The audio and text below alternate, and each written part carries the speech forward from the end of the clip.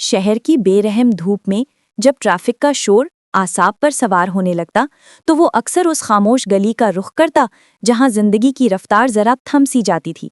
जुनेद, जिसकी पूरी जिंदगी अदालतों की जरह और लफ्जों की जंग में गुजर रही थी, उसके लिए खामोशी एक अय्याशी से कम न थी। वो शहर का माना हुआ वकील था, जिसके एक जुमले पर बड़े बड़े मुजरिमों के माथे पर पसीना आ जाता था, लेकिन उसकी अपनी रूह एक अजीब से खला का शिकार थी।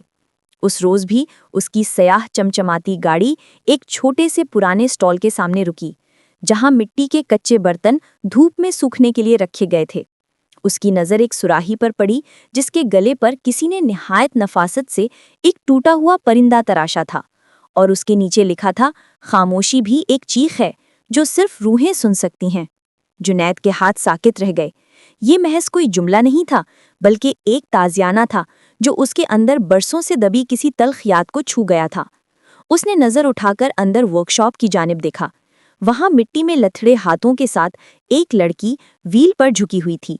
उसके चेहरे पर बला का सुकून और आंखों में एक ऐसी गहराई थी जैसे वो इस मिट्टी में अपनी जान फूंक रही हो। जुनैद, जो इंसानों की आंखों में देखकर उनके झूठ पकड़ लेता था, उस लड़की की पुरस्रार खामोशी के सामने खुद को बेबस महसूस करने लगा। वो आगे बढ़ा, कदमों की चाप पर उस लड़की ने सर उठाया। उसकी बड़ी बड़ी सया आंखों ने जुनैद का इस्तकबाल किसी लफ्ज़ के बगैर किया। उसके लफ्ज़ सिले हुए थे, लेकिन उसकी निगाहें एक पूरा मुकदमा लड़ रही थीं। जुनैद ने सुराही की तरफ इशारा किया और अपनी भारी खुरदर आवाज में पूछा, ये किसने लिखा है? लड़की ने एक हल्की सी मुस्कुराहट के साथ अपने सीने पर हाथ रखा और फिर इशारे से बताया कि ये उसी का हुनर है। जुनैद को पहली बार एहसास हुआ कि आवाज के बगैर भी गुफ्तगू मुमकिन है। उसने एक गहरा सांस लिया। उसके जहन में उस वक्त कई हाई प्रोफाइल केसेस के बोर्ड थे, लेकिन उस लम्हे वो सब कहीं पीछे छूट गए। उसने जेब से अपना कार्ड निकाला और उसकी तरफ बढ़ाया। मुझे तुम्हारे बनाए हुए तमाम बर्तन चाहिए, खास तौर पर वो जिन पर तुम अपने दिल की बातें लिखती हो। लड़की ने कार्ड पकड़कर उसे गौर से देखा। Junaid Khan, advocate, high court. उसने एक पल के लिए जुनैद की आंखों में देखा, जैसे वो उसकी रूह के अंदर छिपे किसी तारीख सच को पढ़ रही हो, और फिर नफी में सर हिला दिया।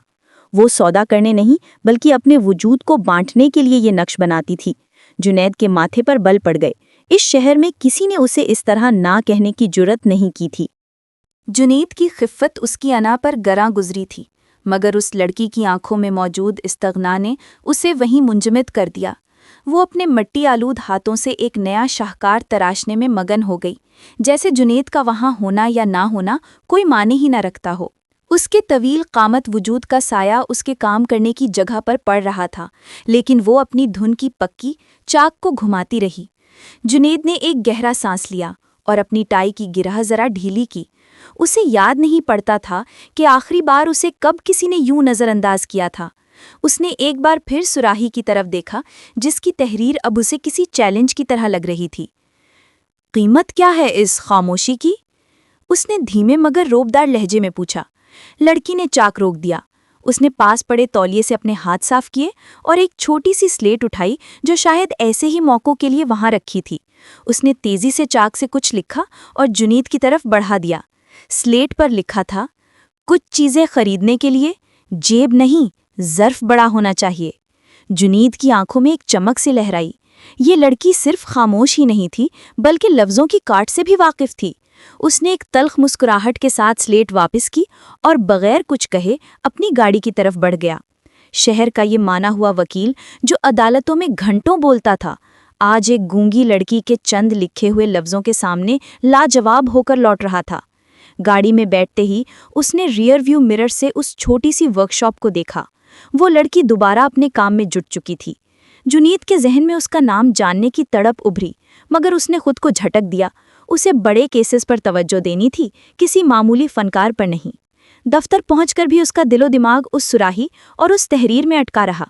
उसने अपने असिस्टेंट को बुलाया और उस गली का पता बताकर उसे वहां भेजा, मगर असिस्टेंट खाली हाथ लौटा। उसका कहना था कि वो लड़की अपने बनाए हुए बर्तन सिर्फ उन्हें देती है जिन्हें वो इसका अहल समझती है। जुनैद के लिए ये बात नाकाबिले यकीन थी। इस शहर में जहां हर चीज बिकाऊ थी, एक पाइप के पीछे छुपी ये छोटी सी दुनिया उसे अपनी तरफ खींच रही थी। अगले चंद दिन जुनैद ने खुद को काम में गर्क कर लिया। مگر ہر شام جب وہ اس راستے سے گزرتا اس کی رفتار خود بخود کم ہو جاتی۔ ایک شام شدید بارش ہو رہی تھی، شہر کی سڑکیں ندی نالوں کا منظر پیش کر رہی تھیں۔ جنید نے دیکھا کہ اس لڑکی کی ورک شاپ کا چھپر بارش کی شدت سے چو رہا تھا اور وہ اکیلی اپنے قیمتی برتنوں کو بچانے کی کوشش کر رہی تھی۔ اس نے گاڑی روکی اور چھتری تانے بغیر باہر نکل آیا۔ جب وہ ورک شاپ کے اندر داخل ہوا تو وہ لڑکی اسے دیکھ کر ٹھٹک گئی۔ اس کے بال بھیگ کر اس کے چہرے پر چپک گئے تھے اور اس کی آنکھوں میں پہلی بار ایک بے بسی اور خوف کی جھلک تھی۔ جنید نے خاموشی سے اس کے ہاتھ سے مٹی کا ایک بھاری گملہ پکڑا اور اسے محفوظ جگہ پر رکھنے لگا۔ اس لمحے شہر کے سب سے بڑے وکیل اور اس گمنام لڑکی کے درمیان ایک انکہے رشتے کی پہلی اینٹ رکھی گئی۔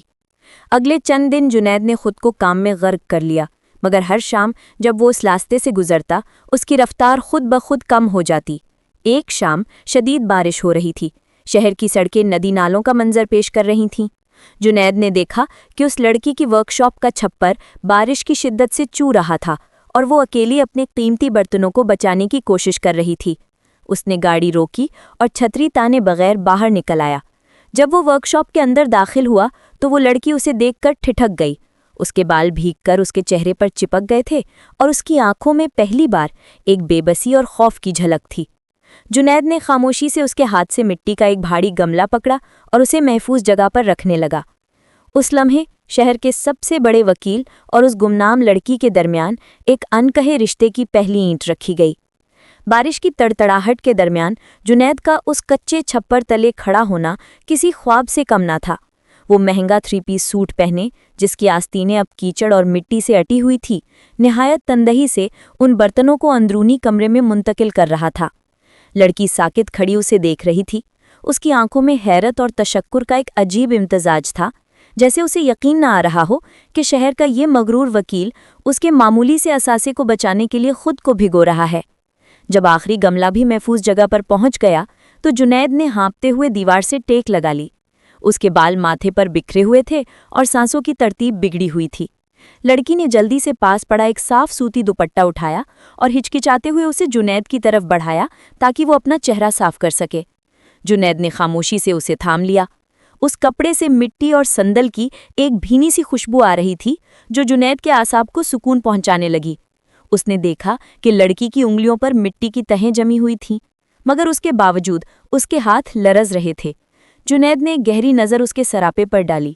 وہ محض 22 سال کی ایک کلی معلوم ہوتی تھی جس پر وقت کی دھوپ نے کچھ زیادہ ہی سختیاں کر دی تھیں۔ تمہارا نام کیا ہے؟ جنید نے دھیمے لہجے میں پوچھا۔ اس پر اس کی آواز میں وہ پیشہ ورانہ کرختگی نہیں تھی جو عدالتوں کا خاصہ تھی۔ لڑکی نے میز پر رکھی چاک اور سلیٹ اٹھائی۔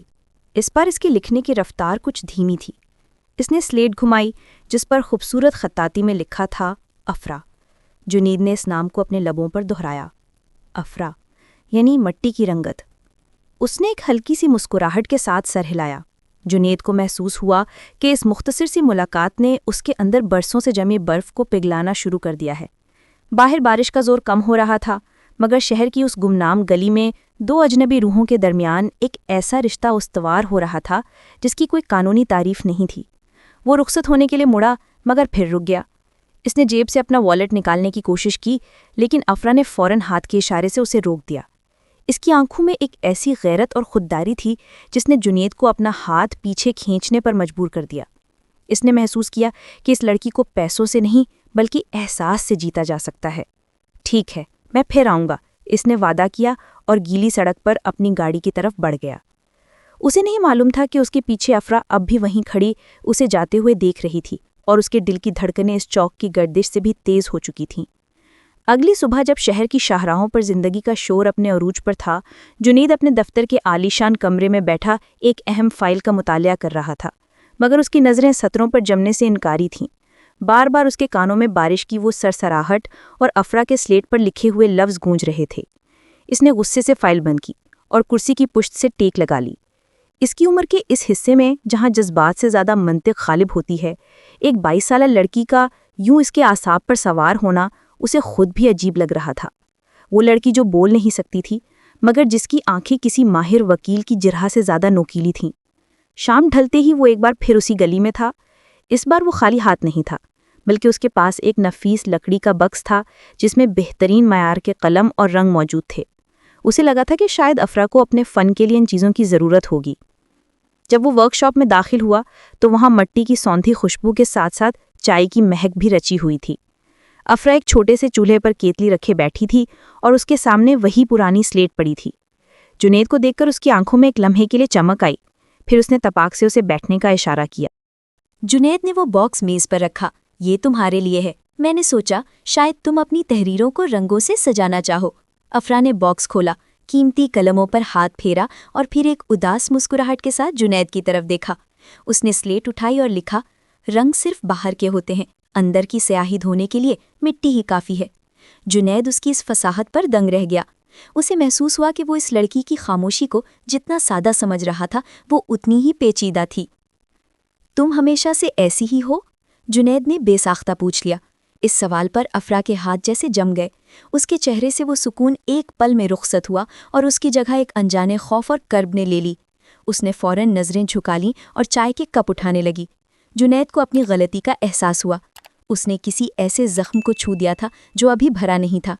وہ کچھ کہنا چاہتا تھا کہ اچانک گلی کے موڑ پر ایک پرانی گاڑی آ کر رکی اور اس میں سے ایک درمیانی عمر کا شخص اترا، جس کی نظریں جنید پر پڑتے ہی مشکوک ہو گئیں۔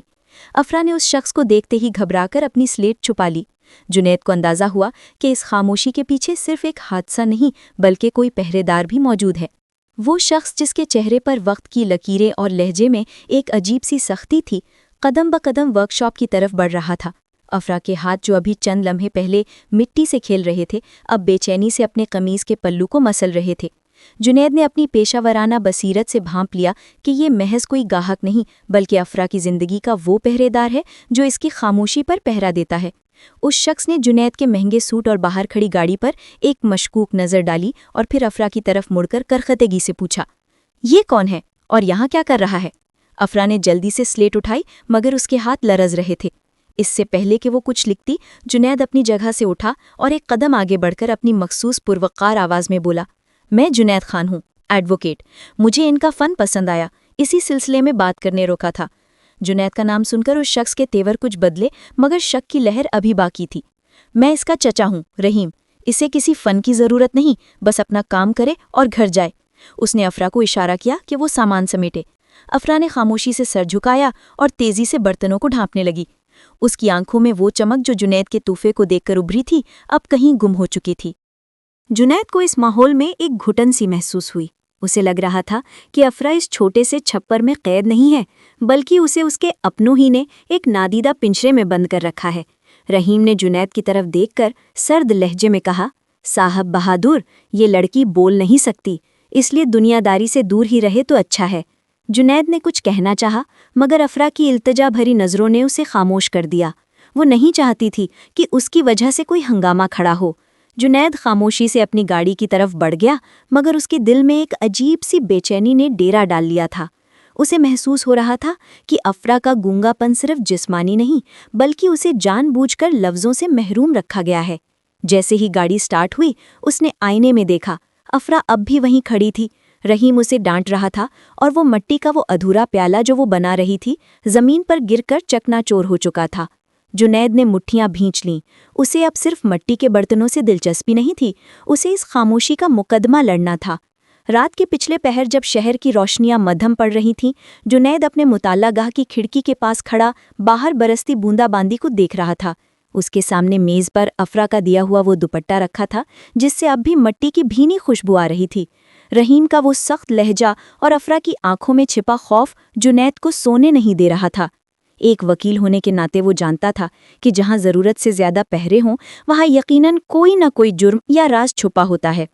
اس نے ارادہ کر لیا تھا کہ وہ اس خاموشی کی تہوں تک پہنچ کر رہے گا۔ اگلے روز جنید نے اپنے جونیئر کو بلا کر اس بستی اور رحیم کے بارے میں معلومات اکٹھی کرنے کا حکم دیا۔ دوپہر تک اسے معلوم ہوا کہ رحیم اس علاقے کا ایک معمولی سا ٹھیکیدار ہے مگر اس کی جائیداد اس کی آمدنی سے کئی گنا زیادہ ہے۔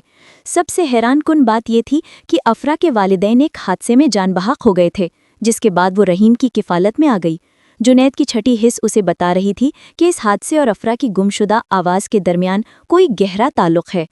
شام کو جنید دوبارہ اسی گلی میں پہنچا مگر اس بار وہ اکیلا نہیں تھا۔ उसके हाथ में एक कानूनी नोटिस था जो उसने एक फर्जी ज़मीनी तनाज़े के नाम पर तैयार किया था ताकि उसे रहीम से बात करने का जवाज़ मिल सके। वर्कशॉप के बाहर अफरा नहीं थी, बल्कि वहाँ ताला लटक रहा था।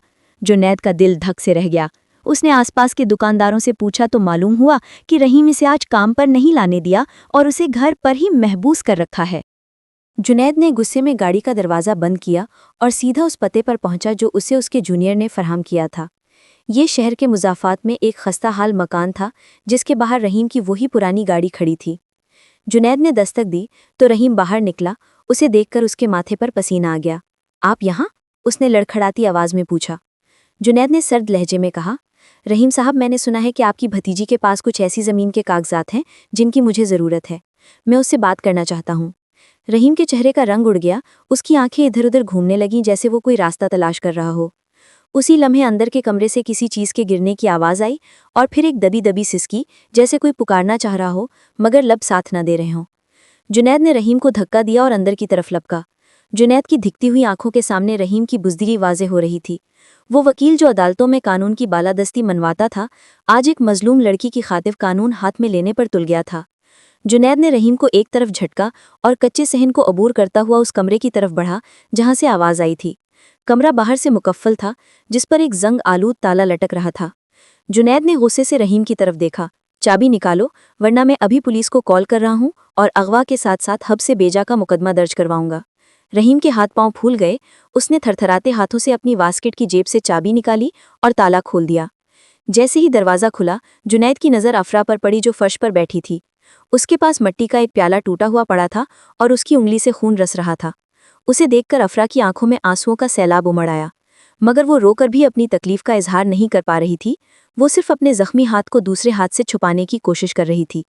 जुनैद का दिल कटकर रह गया। वो तेजी से उसके पास झुका और अपना रुमाल निकालकर उसकी उंगली पर लपेटने लगा। तुम ठीक हो अफरा? जुनैद की आवाज़ में इस कदर दर्द था कि अफरा ने तड़प कर उसे देखा। उसने अस्पात में सर हिलाया, मगर उसकी नज़रें बार बार दरवाजे पर खड़े रहीम की तरफ उठ रही थीं, जिसकी आंखों में अभी भी गुस्सा झलक रहा था।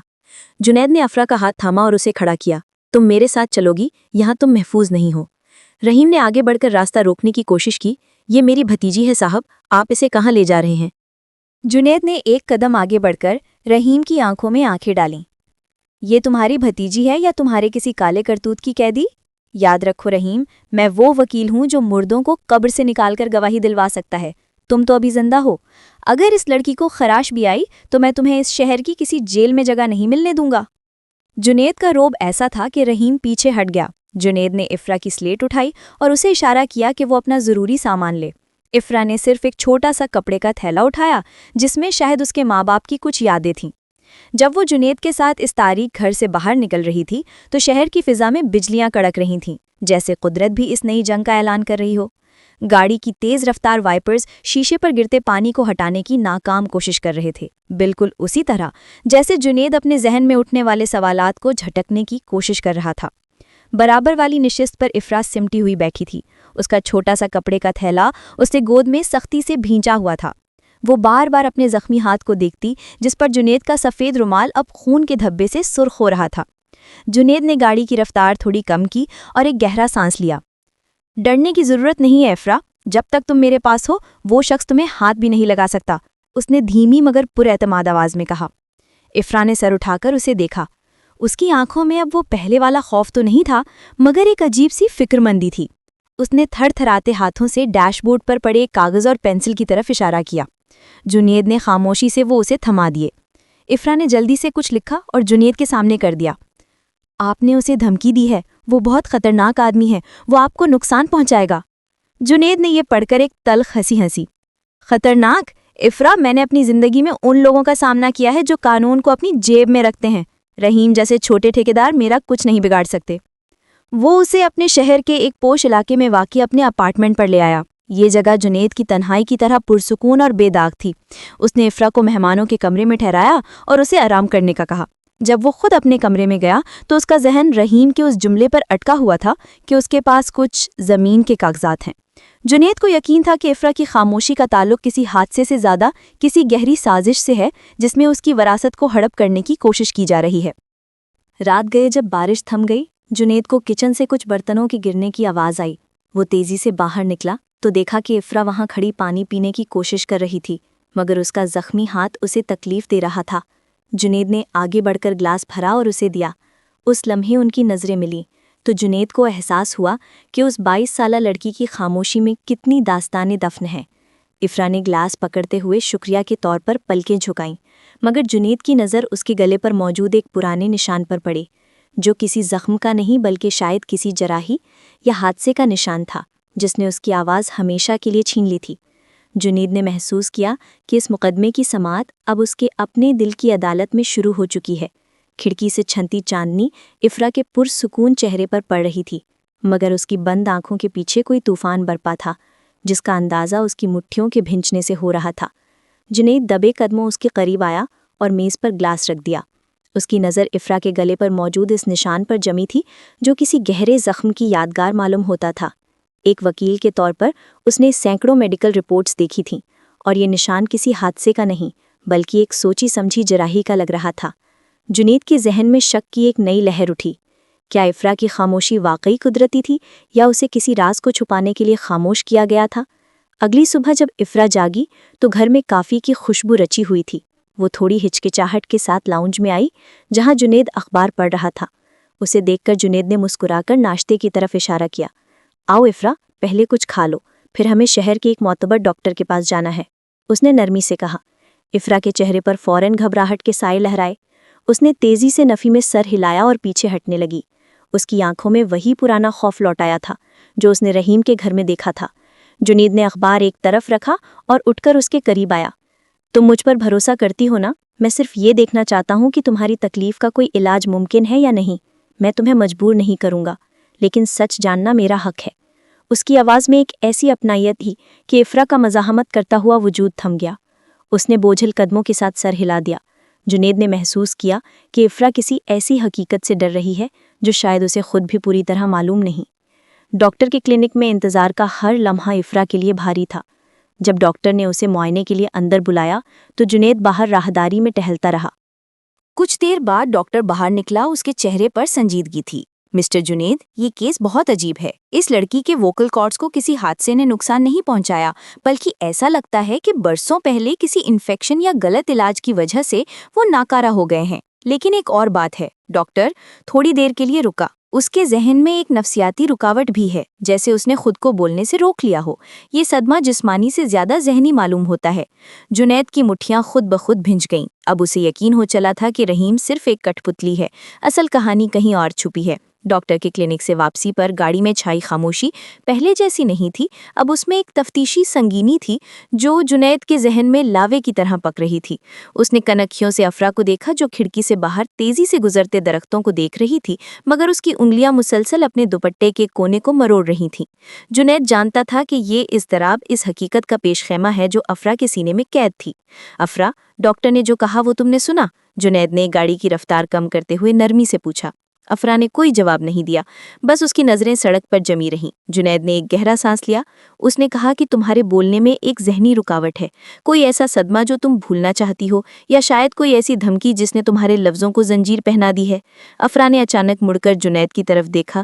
اس کی آنکھوں میں وحشت کی ایک لہر دوڑی اور اس نے تیزی سے نفی میں سر ہلانا شروع کر دیا، جیسے وہ اس موضوع سے بھاگنا چاہتی ہو۔ جنید نے گاڑی ایک پرسکون سڑک کے کنارے روک دی۔ اس نے مڑ کر افرا کے لرزتے ہوئے ہاتھوں کو اپنے مضبوط ہاتھوں میں لیا اور کہا، تمہیں ڈرنے کی ضرورت نہیں ہے، میں صرف ایک وکیل نہیں ہوں، میں تمہارا دوست بننا چاہتا ہوں۔ رحیم تمہیں کیوں ڈراتا ہے؟ ان کاغذات کا کیا چکر ہے جن کا وہ ذکر کر رہا تھا؟ افرا نے اپنے ہاتھ چھڑانے کی کوشش کی، مگر جنید کی گرفت میں ایک ایسی ہمدردی تھی جس نے اسے مغلوب کر دیا۔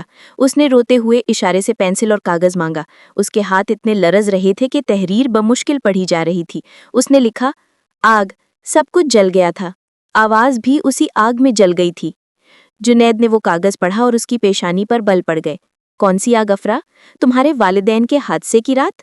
افرا نے سسکیاں بھرتے ہوئے اس بات میں سر ہلایا اور پھر سلیٹ پر ایک ایسا جملہ لکھا جس نے جنید کے پیروں تلے سے زمین نکال دی۔ وہ حادثہ نہیں تھا، وہ قتل تھا، اور چچا رحیم اس رات وہیں موجود تھے۔ جنید کو یوں لگا جیسے اس نے کسی بہت بڑے طوفان کا سرا پکڑ لیا ہو۔ شہر کا یہ مانا ہوا وکیل اب سمجھ چکا تھا کہ افرا کا گونگا پن قدرت کی طرف سے نہیں بلکہ ایک معصوم گواہ کو خاموش رکھنے کی مجرمانہ سازش تھی۔ جنید کے اعصاب پر ایک سنسنی سی دوڑ گئی۔ وہ کاغذ جس پر افرا نے قتل کا لفظ لکھا تھا اب اس کے ہاتھ میں کسی دہکتے ہوئے انگارے کی طرح محسوس ہو رہا تھا۔ اس نے گاڑی کے شیشے چڑھائے اور باہر کی دنیا سے کٹ کر افرا کی آنکھوں میں جھانکا، جہاں برسوں کا حبس آنسو بن کر بہہ رہا تھا۔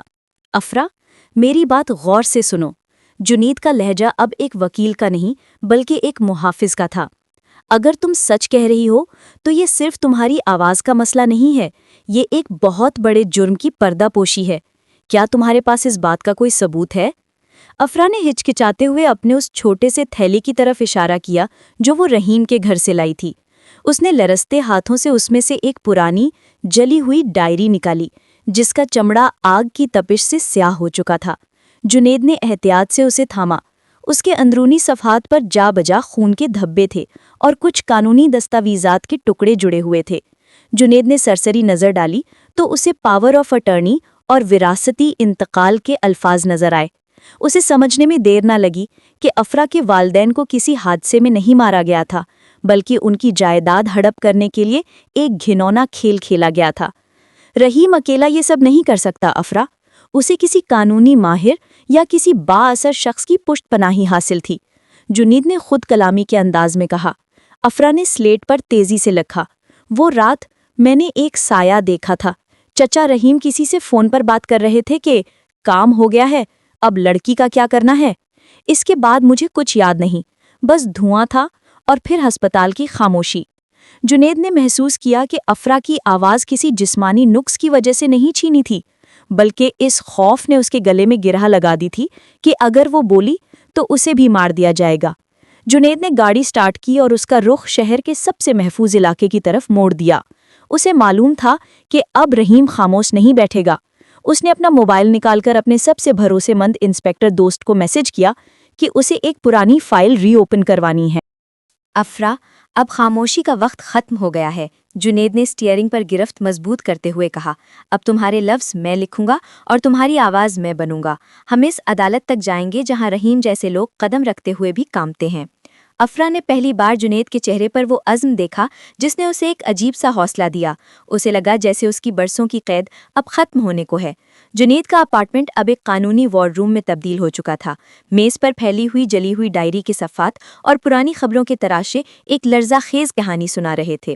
جنید نے اینک اتار کر اپنی تھکی ہوئی آنکھوں کو مسلا۔ اسے معلوم ہوا تھا کہ افرا کے والد، جو شہر کے ایک معروف زمیندار تھے، اپنی وصیت میں تمام جائیداد افرا کے نام کر گئے تھے، مگر ان کی موت کے فوراً بعد رحیم نے جعلی کاغذات کے ذریعے سب کچھ اپنے قبضے میں لے لیا۔ افرا کھڑکی کے پاس کھڑی باہر کی روشنیاں دیکھ رہی تھی مگر اس کا ذہن اسی کالی رات میں بھٹک رہا تھا۔ جنید اس کے قریب آیا اور دھیمے لہجے میں بولا، افرا، رحیم اکیلا یہ سب نہیں کر سکتا تھا۔ ان کاغذات پر جس وکیل کے دستخط ہیں وہ شہر کا ایک بہت بااثر نام ہے، بیرسٹر سولت۔ وہ میرا پرانا حریف ہے اور سیاست میں بھی قدم جما چکا ہے۔ افرا نے مڑ کر جنید کو دیکھا۔ اس کی آنکھوں میں ایک بار پھر وہی پرانا خوف لوٹ آیا۔ سولت کا نام سنتے ہی اسے وہ بھاری قدم یاد آ گئے جو اس رات آگ کے شعلوں کے درمیان سنائی دیے تھے۔ افرا نے جلدی سے سلیٹ پر لکھا، وہ بہت طاقتور ہیں، کیا ہم واقعی ان کا مقابلہ کر سکیں گے؟ میں نہیں چاہتی کہ میری وجہ سے آپ کی زندگی خطرے میں پڑے۔ جنید نے ایک پورے اعتماد مسکراہٹ کے ساتھ سلیٹ اس کے ہاتھ سے لی۔ طاقتور وہ ہوتے ہیں جن کے پاس سچ ہو افرا۔ بیرسٹر سولت نے صرف تمہاری آواز چھینی ہے، تمہارا حق نہیں۔ میں کل عدالت میں تمہاری سرپرستی، گارڈین شپ کا کیس فائل کر رہا ہوں تاکہ رحیم کا تم پر سے قانونی اختیار ختم ہو جائے۔ اسی لمحے جنید کے فون پر ایک گمنام نمبر سے کال آئی۔ دوسری طرف رحیم کی گرجدار آواز تھی، وکیل صاحب، پرائی آگ میں ہاتھ مت ڈالو ورنہ خاکستر ہو جاؤ گے۔ وہ لڑکی ہمارا خاندانی معاملہ ہے، اسے واپس کر دو ورنہ کل کی صبح تمہارے لیے اچھی نہیں ہوگی۔ جنید نے فون سپیکر پر کر دیا تھا تاکہ افرا بھی سن سکے۔ اس نے سرد لہجے میں جواب دیا، رحیم، کل کی صبح صرف میرے لیے نہیں تمہارے لیے بھی یادگار ہوگی، کیونکہ اب یہ مقدمہ عدالت میں نہیں مقتل میں لڑا جائے گا۔ اس نے فون کاٹ دیا اور افرا کی طرف دیکھا جس کے چہرے پر خوف کے بجائے اب ایک عجیب سا عزم جھلک رہا تھا۔ جنید کو احساس ہوا کہ اس خاموش لڑکی کے اندر ایک طوفان پرورش پا رہا ہے جو اب پھٹنے کو تیار ہے۔ اگلی صبح جب عدالت کے ایوانوں میں لوگوں کا ہجوم بڑھ رہا تھا، جنید کی سیاہ گاڑی पार्किंग में आकर रुकी। उसके चेहरे पर एक अजीब सी सख्ती थी, जैसे वो किसी आम मुकदमे के लिए नहीं बल्कि अपनी ज़िंदगी की सबसे बड़ी जंग के लिए आया हो। उसने गाड़ी का दरवाज़ा खोला और दूसरी तरफ से इफ़रा का हाथ थामकर उसे बाहर निकाला। इफ़रा ने सफ़ेद रंग का सादा लिबास पहन रखा था और सर पर दुपट्टा ओढ़कर अपनी शनाख्त छुपाने की कोशिश कर रही थी, मगर उसकी आंखों में मौजूद इज़्तिराब साफ छलक रहा था। जैसे ही वो अदालत की राहदारी में दाखिल हुए, जुनैद का सामना बैरिस्टर सोलत से हुआ। सोलत, जिसके बालों में चांदी उतर आई थी और जिसकी आंखें लोमड़ी की तरह चालाक थीं, एक मगरूर मुस्कुराहट के साथ जुनैद के सामने आ खड़ा हुआ। जुनैद खान, सुना है आजकल तुम मट्टी के बर्तनों और गूंगी लड़कियों में दिलचस्पी लेने लगे हो। सोलत का लहजा तंजिया था। जुनैद ने अपनी फाइल मजबूती से पकड़ी और सदमहरी से जवाब दिया, सोलत साहब, मट्टी के बर्तन जब टूटते हैं तो उनकी किरचियाँ बहुत गहरा जख्म देती हैं, और रही बात खामोशी की, तो याद रखिएगा कि तूफान से पहले की खामोशी सबसे ज़्यादा हौलनाक होती है। कमरे अदालत में जज के सामने जुनैद ने इफ़रा की सरपरस्ती का केस पेश किया। उसने रहीम की तरफ से किए जाने वाले तशद्दुद और इफ़रा की जायदाद पर गैर कानूनी कब्जे के इब्तदाई सबूत पेश किए। रहीम, जो सौलत के पीछे छुपा हुआ था, जुनैद की जिरह सुनकर पसीने में शराबोर हो रहा था। सौलत ने मुदाखलत करते हुए कहा, जनाब आली, ये लड़की ज़हनी तौर पर मफलूज है और बोलने से कासिर है। इसका चचा ही इसका वाहिद कानूनी वारिस है। जुनैद ने फ़ौरन एतराज़ किया, जनाब, बोल ना सकना ज़हनी मफलूज होना नहीं है। इफ़रा एक फ़नकार है और वो अपने हुकूक की हिफाजत खुद कर सकती है। जज ने इफ़रा को कटहरे में बुलाने का हुक्म दिया। इफ़रा के कदम लरज़ रहे थे, मगर जब उसने जुनैद की हौसला अफजा नज़रों को देखा तो उसने एक लंबा सांस लिया और कटहरे में जा खड़ी हुई। सौलत उसके करीब आया और नहायत कड़क लहजे में सवालात शुरू किए। उसका मकसद इफ़रा को डरा कर उसे ज़हनी तौर पर तोड़ना था, मगर इफ़रा ने अपनी स्लेट निकाली और एक ऐसा जुमला लिखा जिसने पूरे कमरे अदालत में सन्नाटा तारी कर दिया, मेरी आवाज़ छीनने वाले आज मेरा हक मांग रहे हैं। जुनैद ने महसूस किया कि इफ़रा की खामोशी अब एक ऐसी चिंगारी बन चुकी है जो सौलत के बनाए हुए झूठ के महल को राख कर देगी। कमरा अदालत में छाया सन्नाटा इतना गहरा था कि कागज गिरने की आवाज़ भी धमाका मालूम होती। जज ने ऐनक ठीक करते हुए आफरा की स्लेट पर लिखे लफ्ज़ों को दोबारा पढ़ा और फिर बैरिस्टर सौलत की तरफ देखा, जिसके माथे पर पसीने की बूंदें चमक रही थीं। सौलत ने फौरन खुद को संभाला और एक मक्काराना हंसी हंसा। जनाबे आली, ये लड़की जज्बाती ड्रामा कर रही है। ये स्लेट पर लिखे लफ्ज़ किसी वकील की तरबियत का नतीजा भी तो हो सकते हैं। मेरा मतलब है, जुनैद खान साहब लफ्ज़ों के जादूगर मशहूर हैं। जुनैद अपनी जगह से उठा। उसके चेहरे पर एक फातिहाना सुकून था। जनाब, अगर मेरे लफ्ज़ इतने ही ताकतवर होते तो मैं आज यहाँ खड़ा न होता। आफरा की खामोशी वो गवाही है जिसे बरसों से दबाया गया है। मैं अदालत से इस्तदा करता हूँ कि आफरा को एक मौका दिया जाए कि वो अपने फ़न के ज़रिए, अपनी मिट्टी के ज़रिए उस रात का मंजर कशी कर सके जो उसकी याददाश्त और आवाज़ की कातिल बनी। सौलत ने एतराज़ करना चाहा, मगर जज ने उसे हाथ के इशारे से रोक दिया। दरखास्त मंजूर है। अदालत आफरा को अपना बयान रिकॉर्ड करवाने के लिए मुतबादिल ज़राए इस्तेमाल करने की इजाज़त देती है। अदालत से बाहर निकलते ही रहीम ने जुनैद का रास्ता रोकने की कोशिश की, मगर जुनैद के साथ मौजूद पुलिस गार्ड्स ने उसे पीछे धकेल दिया। आफरा का हाथ अब भी लरज़ रहा था, मगर उसकी आंखों में पहली बार एक अजीब सी चमक थी।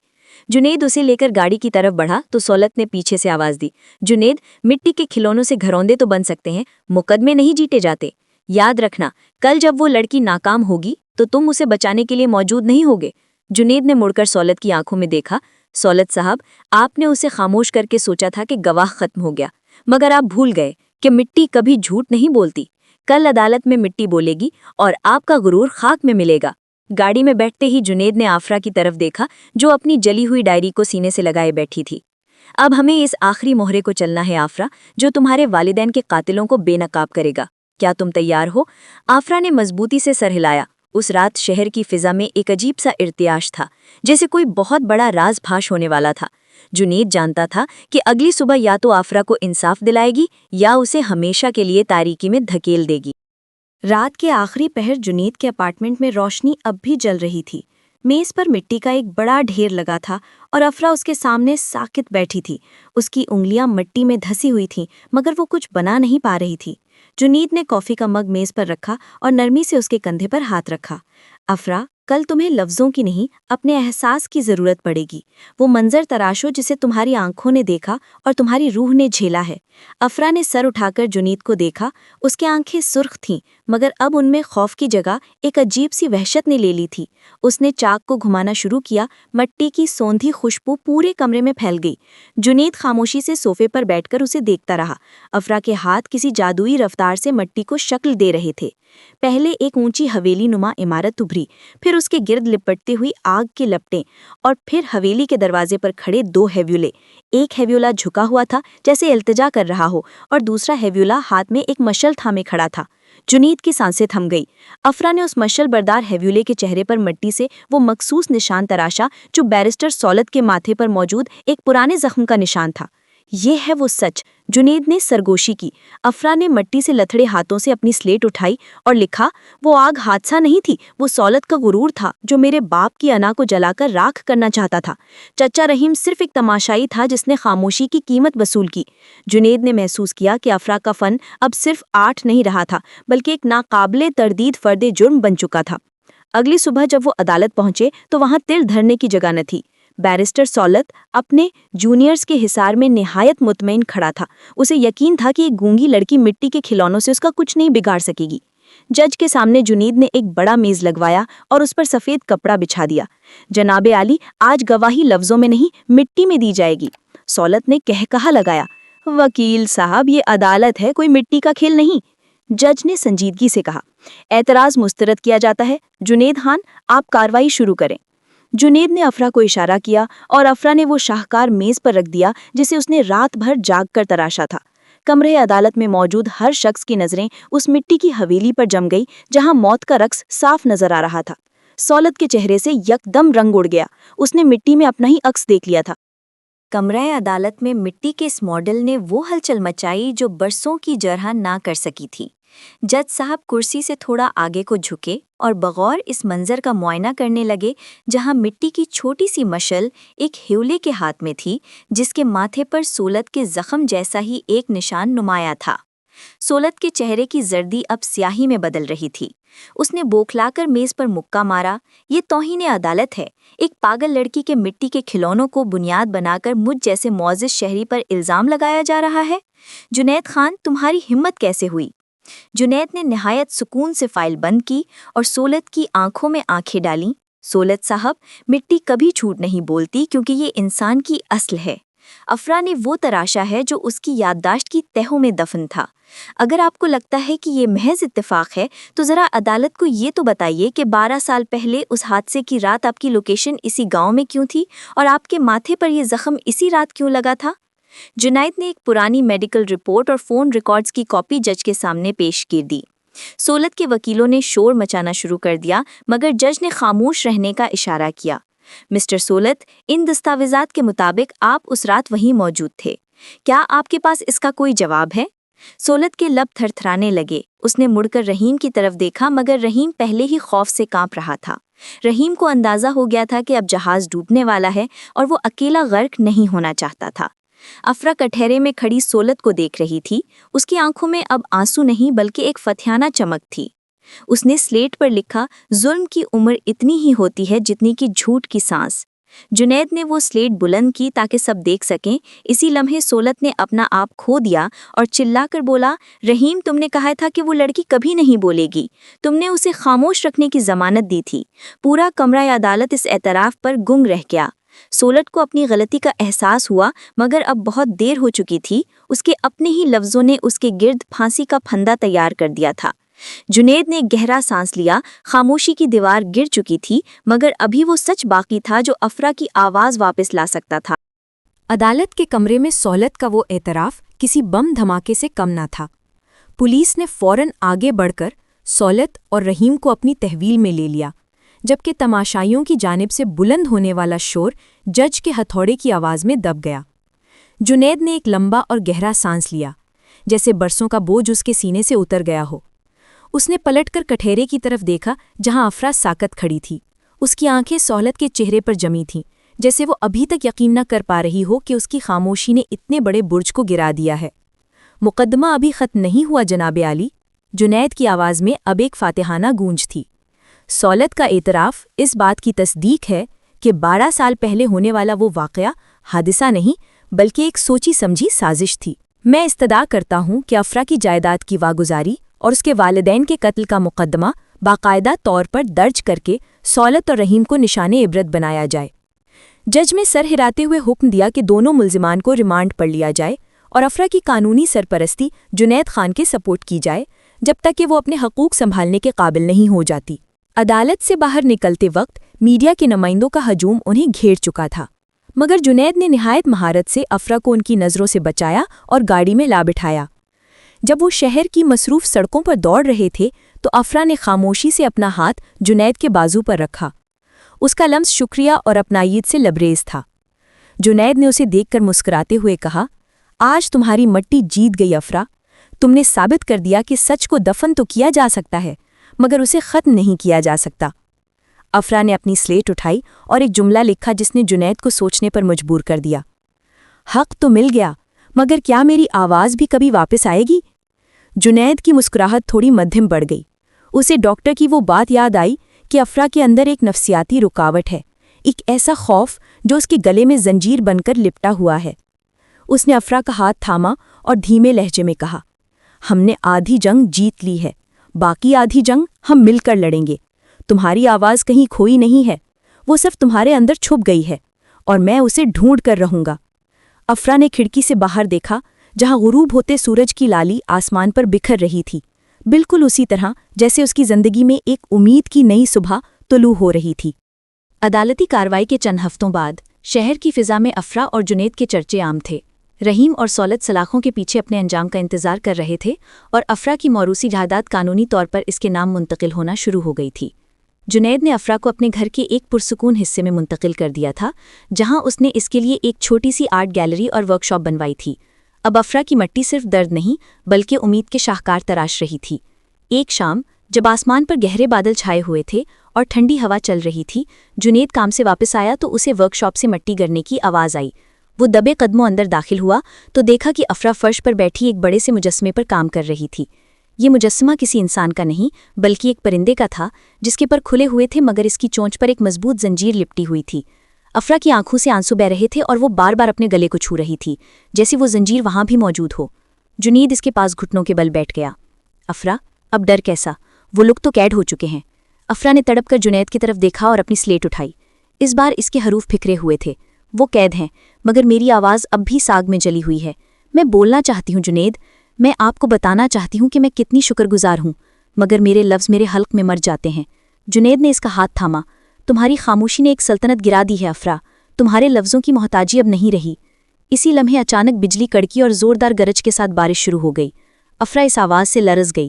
اسے وہی 12 سال پرانی رات یاد آنے لگی جب آسمان اسی طرح گرج رہا تھا اور اس کی دنیا جل رہی تھی۔ وہ ہانپنے لگی، اس کا سانس اکھڑنے لگا۔ جنید نے اسے کندھوں سے پکڑ کر جھنجھوڑا۔ افرا، میری طرف دیکھو، وہ ماضی تھا، یہ حال ہے، تم محفوظ ہو۔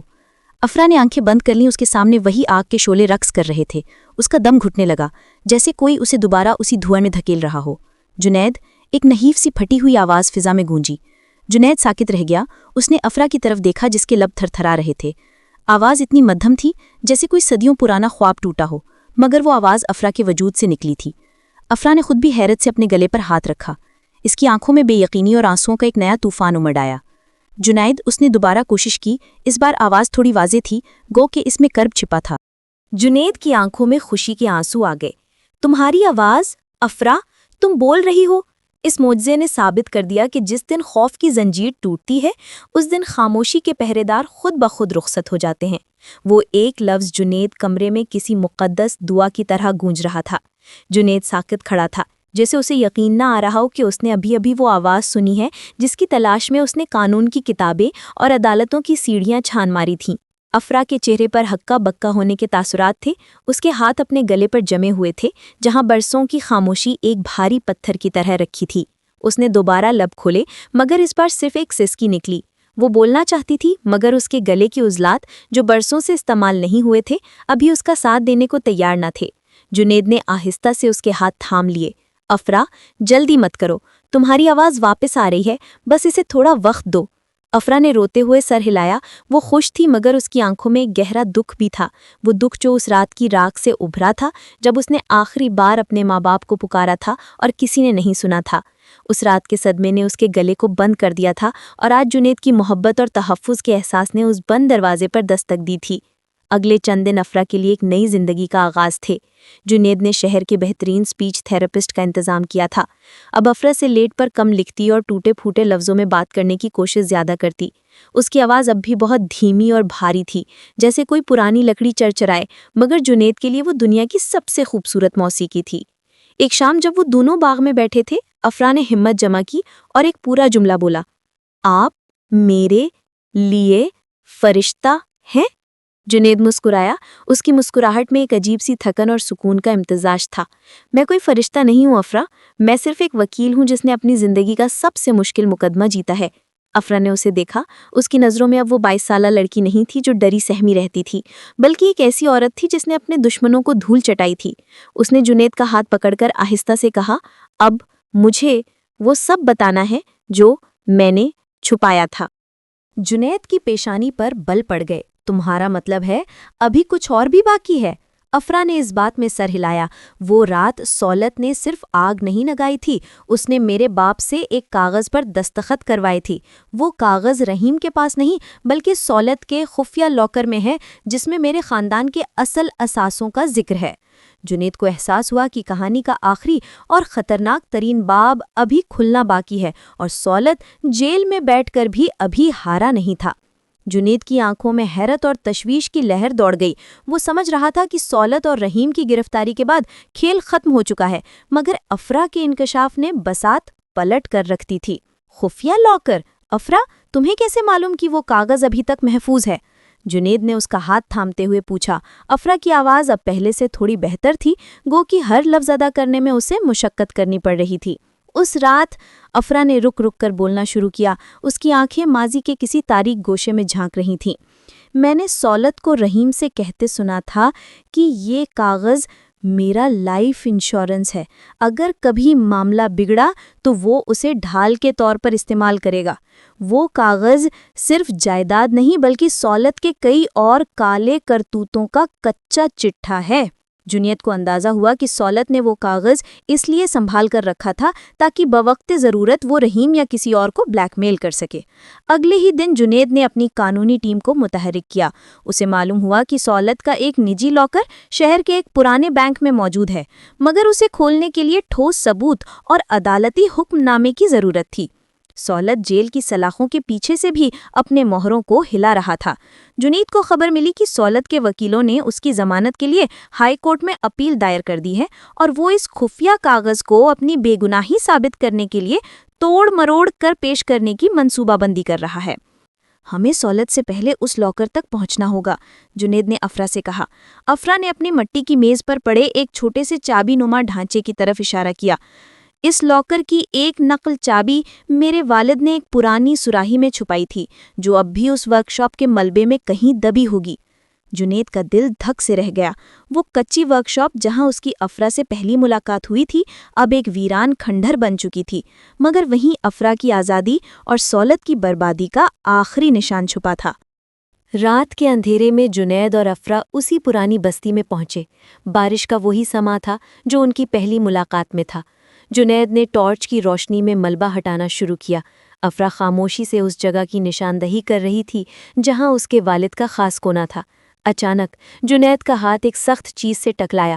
مٹی میں دبی ہوئی وہ سراہی ٹوٹ چکی تھی، مگر اس کے اندر ایک دھانتی نالی محفوظ تھی۔ جیسے ہی جنید نے اسے کھولا، اس کے اندر سے ایک چمکتی ہوئی چابی برآمد ہوئی۔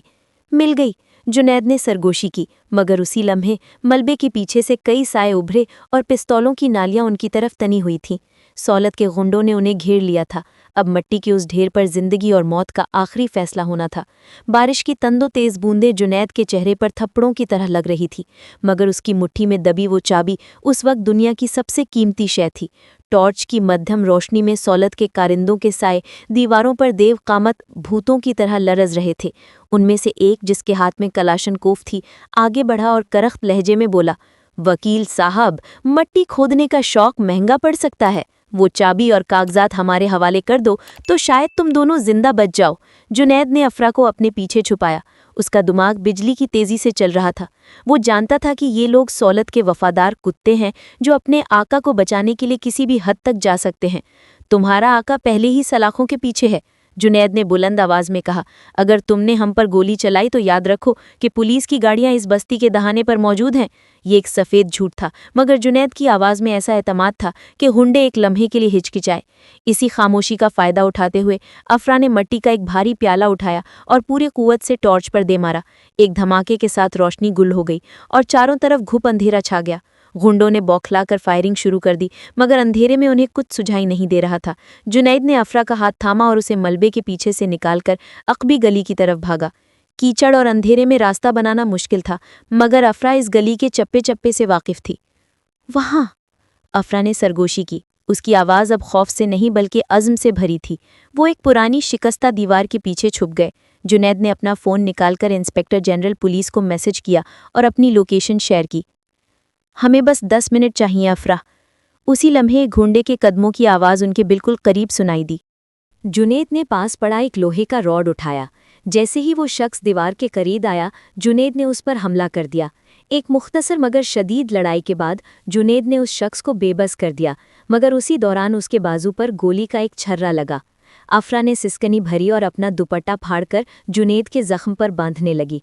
मैं ठीक हूँ, जुनैद ने दांत पीसते हुए कहा। दूर से पुलिस के सायरन की आवाज़ें सुनाई देने लगी।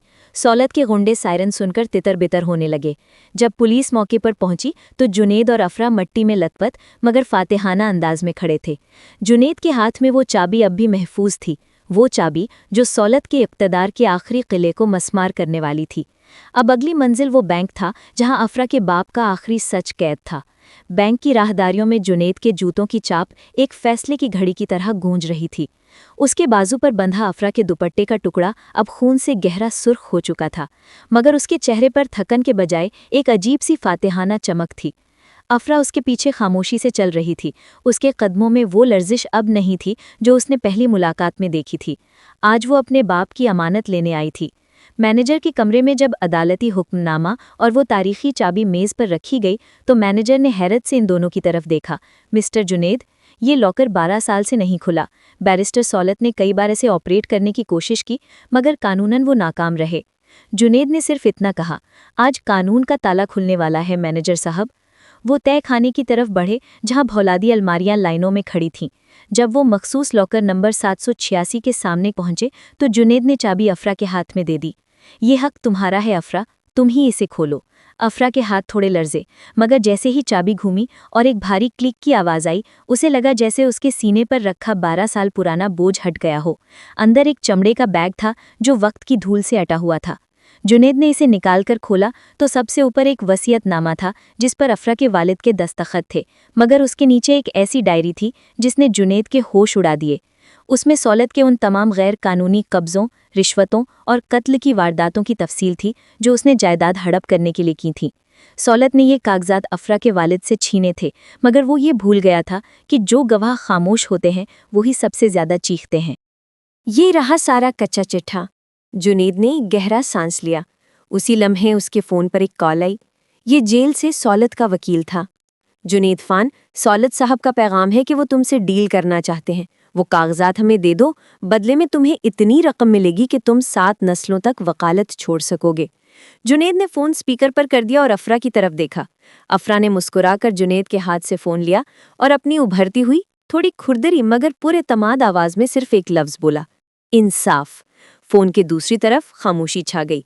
सौलत को मालूम हो गया था कि अब ना रकम काम आएगी और ना असरो रसूख। अफरा की आवाज़ लौट आई थी और उसके साथ ही सौलत के बुरे दिन शुरू हो चुके थे। जुनैद ने अफरा का हाथ थामा और वो दोनों बैंक से बाहर निकल आए। बाहर सूरज की रोशनी इतनी तेज थी कि आंखें चंधिया रही थीं, मगर अफरा के लिए ये रोशनी उसकी नई जिंदगी का उन्वान थी। मट्टी का खेल खत्म हो चुका था, अब हकीकत की जीत का आगाज था। अदालत के बड़े हॉल में आज गैर मामूली हुजूम था। ये महज एक जायदाद का केस नहीं रहा था, बल्कि एक ताकतवर फिरौन के जवाल की दास्तान बन चुका था। कटहरे में सौलत खड़ा था। उसकी सफ़ेद रंगत अब मटियाली हो चुकी थी और वो बार बार अपने माथे का जख्म छुपा रहा था। जुनैद ने बैंक से मिलने वाली डायरी और वसीयतनामा जज के सामने रख दिया। جناب عالی، یہ وہ ثبوت ہیں جو 12 سال پہلے آگ کی نظر ہونے سے بچ گئے تھے۔ ان میں نہ صرف افرا کے خاندان کی بربادی کی تفصیل ہے، بلکہ سولت کے ان تمام گناہوں کا حساب ہے جو اس نے قانون کی وردی پہن کر کیے۔ جنید کی آواز پوری عدالت میں گونج رہی تھی۔ سولت کے وکیل کے پاس اب کہنے کو کچھ نہیں تھا۔ جب جج نے افرا کو آخری بیان کے لیے بلایا تو پورے ہال میں سانسیں رک گئیں۔ افرا آہستہ سے کٹہرے کی طرف بڑھی۔ اس نے سلیٹ نہیں اٹھائی تھی، بلکہ سیدھی کھڑی ہو کر جج کی آنکھوں میں دیکھا۔ اس نے گہرا سانس لیا، اس کے گلے کے عضلات تنے اور پھر وہ معجزہ ہوا جس کا جنید کو انتظار تھا۔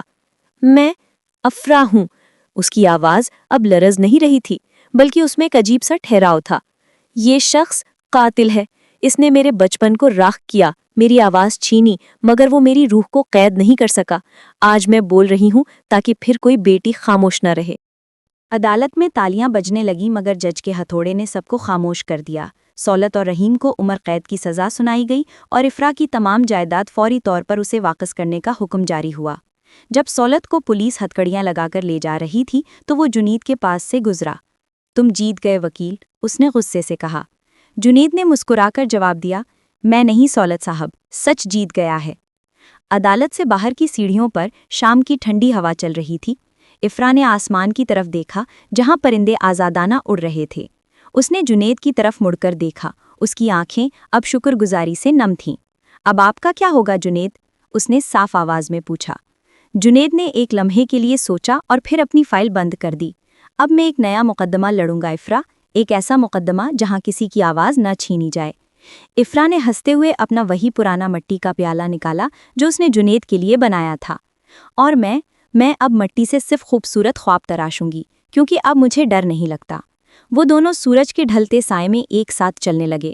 بستی کی وہ گونگی لڑکی اب شہر کی سب سے طاقتور آواز بن چکی تھی۔ مٹی کا کھیل ختم ہوا مگر زندگی کی نئی بساط بچ چکی تھی، جہاں لفظوں کی خوشبو اور سچائی کا نور ہمیشہ قائم رہنا تھا۔